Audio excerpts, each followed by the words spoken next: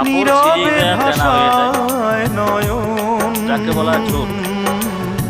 ভালোবেসে যারা কেঁদেছে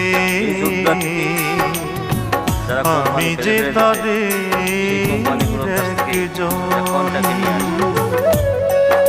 নিয়ে এসে কি করে, এগুলোকে দেখেন দেয়া শুকাইতে দিচ্ছে।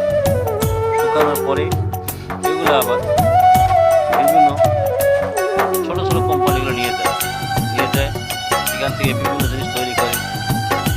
দেখা গেছে তুলা তৈরি হয় বা বিভিন্ন জিনিসপত্র তৈরি হয়। এক কথায় কোনো জিনিসে ফালানি নাই, যদি আপনি সেই কৌশলটা বোঝেন, সেই কৌশল জানেন, তবে আপনি ফাগুনে কাছে রাঙিয়ে মন, তারপরে বড়। ধন্যবাদ।